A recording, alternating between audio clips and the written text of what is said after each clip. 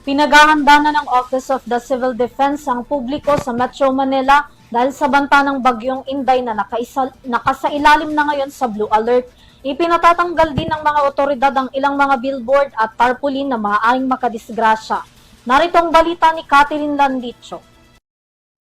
Ipatutupad ng Office of Civil Defense o OCD ang Blue Alert status dito sa Metro Manila. Ito'y kaugnay sa epekto na maaaring idulot ng bagyong Inday. 24/7 din na magbabantay ang mga LGU upang masiguro ang kaligtasan ng kanilang mga nasasakupan. Magpapatupad ang Office of Civil Defense o OCD ng Blue Alert sa Metro Manila simula ngayong Webes, July 9 bilang paghahanda sa posibleng epekto ng bagyong Inday. Sa ilalim ng Blue Alert, paigtingin ng pamahalaan ang pagbabantay at pagtugon sa mga posibleng insidente kaugnay ng sama ng panahon. Magiging 24 oras din ang operasyon ng mga kinaukulang ahensya habang bubuksan ng Regional Operations Center upang mapabilis ang koordinasyon at pagbibigay ng suporta para sa mga lokal na pamahalaan at komunidad na maaaring maapektuhan ng bagyo. Idinagdag pa sa usapin ang pagtatanggal ng mga billboard at tarpaulin na maaaring makadisgrasya. So, expect natin na hihila ng aming habagat na magdudulot ng pag-ulan. Especially kasama dito sa Metro Manila. 50 to 100 mm daw yung expected na rain. Although, hindi raw siya kasing lakas ng nangyaring pag-ulan ng bagyong Karina.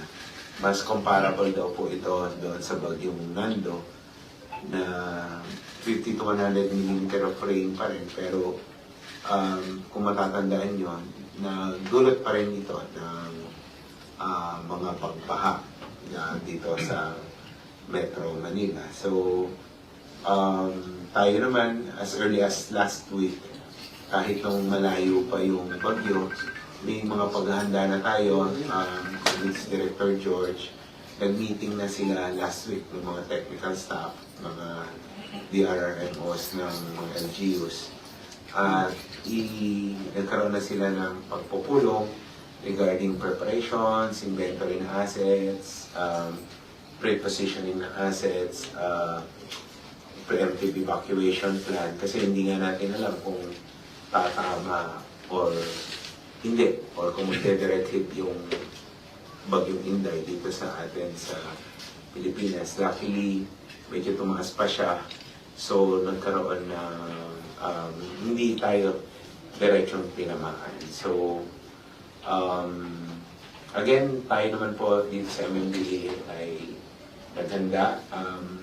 Hinintay natin na makapasok sa PAR yung bagyo para alam na natin more or less yung magiging situation sa Pilipinas, especially dito. Samantala, ipauubaya sa mga local government units o LGUs ang pagpapasya kung magsususpindi ng klase sa kanilang mga nasasakupan batay na rin sa lagay ng panahon at sa umiiral na sitwasyon sa kanilang mga lugar.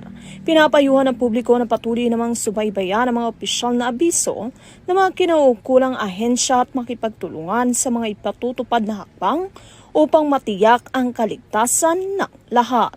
Para sa RTV News, Catherine Landicho, sumasaludo sa bawat Pilipino.